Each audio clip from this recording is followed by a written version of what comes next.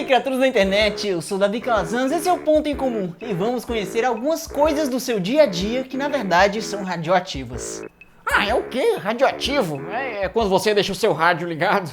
Bom, Miguel, na realidade não é bem isso não. Eu estou falando de objetos e lugares que emitem radiação que podem causar efeitos negativos no seu corpo ou até mesmo a morte.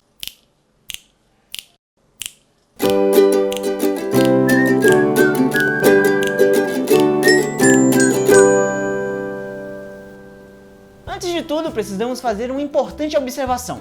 Você é radioativo e tudo à sua volta também. Isso não é motivo para pânico, já que nós evoluímos para lidar com as condições do nosso querido planeta Terra. Assim, de forma geral, nós vivemos bem em condições de temperatura, pressão, gravidade e, por que não, de radiação também. Isso quer dizer que a radiação da maioria das coisas ao nosso redor é inofensiva. É o que nós suportamos dentro de uma vida saudável. Porém, existem objetos e lugares que, vamos dizer, são um pouco acima da média. Normalmente devido à presença de átomos radioativos. Por essa você não esperava, hein? Um átomo radioativo é nada mais e nada menos do que um átomo instável, que quer se tornar mais estável. Porém, para isso precisa emitir radiação. E é aí que nós vamos entrar na história. Para determinarmos o nível de radiação de algo, precisamos antes conhecer uma unidade de medida para ela.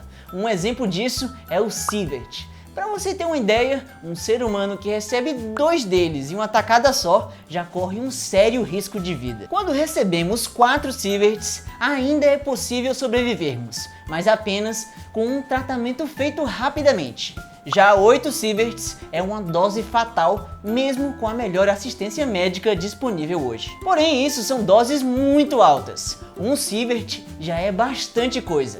Por isso, normalmente um mini-sievert é usado entre os profissionais que trabalham na área, o que é 1000 vezes menor. Mas nós vamos usar o micro-sievert na nossa lista, que é 1 milhão de vezes menor, já que nós vamos começar com coisas ainda mais inofensivas. E chega de papinho e vamos para o primeiro item do nosso cardápio. Primeira coisa. Comida pode parecer algo que não estaria numa lista dessas, mas está. E ao comer uma banana, por exemplo, estamos recebendo 0,1 microsievert.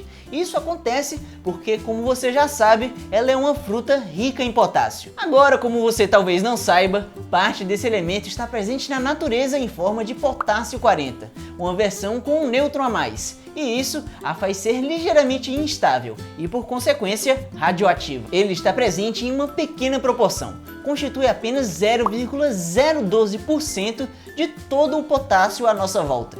Porém, isso já é o suficiente para dar um destaque a essa iguaria tropical em relação aos outros alimentos. Por ser algo tão comum do nosso dia a dia, muitas vezes ela é usada como uma medida não oficial de radiação, chamada de BED, ou Banana Equivalent Dose. Um outro exemplo, comer um pacotinho de 100 gramas de castanha do Pará. Você está recebendo 10 microsieverts, o que seria mesmo de comer 100 bananas. Essa semente é geralmente cerca de 1000 vezes mais radioativa do que a maioria dos alimentos. Isso ocorre devido à presença de rádio 226 e 228. Esses elementos são acumulados na planta por conta do seu profundo e extensivo sistema de raízes, que acaba coletando mais elementos como esses já presentes naturalmente no solo.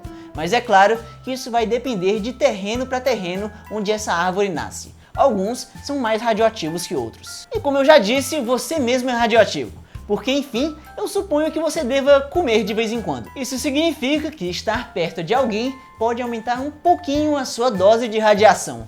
Ou seja, se você é casado ou simplesmente dorme com alguém ao seu lado, eu tenho uma notícia para você.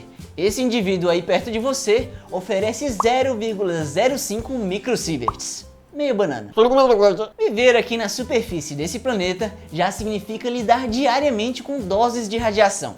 Em um dia normal, uma pessoa embolsa cerca de 10 microsieverts, ou 100 bananas. E durante um ano perambulando por aí, isso já nos confere algo em volta de 4.000 microsieverts, ou 40.000 bananas. E 85% disso vem de causas naturais. O restante vem de procedimentos médicos que às vezes nós temos que fazer. O que nos leva ao nosso próximo item da lista. Exames médicos algumas vezes precisam nos dar uma certa quantidade de radiação para conseguirmos ver através do nosso corpo. Um raio-x do seu braço te dá 1 microsievert, ou 10 bananas. Já um dos seus dentes, 5 microsieverts, ou 50 bananas. Mamografias, 400 microsieverts, ou 4.000 bananas. Uma tomografia computadorizada da sua cabeça, 2.000 microsieverts, ou 20.000 bananas. E uma do seu tórax, 7.000 microsieverts, ou 70.000 bananas. Para explicar essa última da lista, vou precisar de uma ajudinha de uns amigos meus, os Hugobertos. Morar perto de usinas nucleares pode parecer algo um pouco preocupante.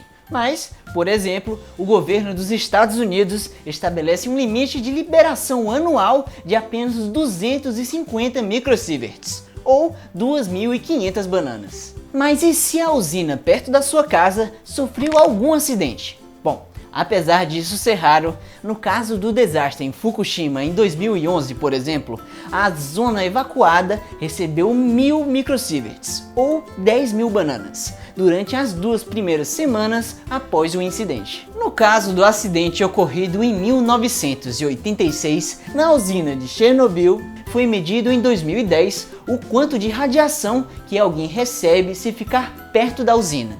E os resultados foram por volta de 6.000 microsieverts, ou 60.000 bananas. Porém, isso varia bastante. Fatalidades envolvendo radiação não estão restritas a somente ao entorno de usinas, pois o maior acidente que já se ocorreu fora de uma teve uma de suas vítimas contaminadas com 8 milhões de microsieverts, ou 80 milhões de bananas. Esse infortúnio evento aconteceu no Brasil, na cidade de Goiânia, em 1987, quando os sucateiros tiveram acesso a um aparelho usado em radioterapias em uma clínica abandonada. Valeu, Gobertos! Bom, e por hoje é só, minha gente. Agora você nunca mais vai olhar do mesmo jeito para uma certa fruta tropical amarela. E obrigado por assistir.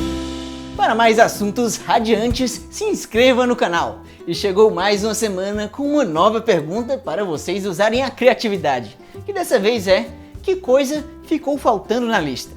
Responda já aqui nos comentários. As melhores aparecerão no próximo episódio. E agora eu vou às respostas mais criativas do episódio anterior. E até a próxima semana!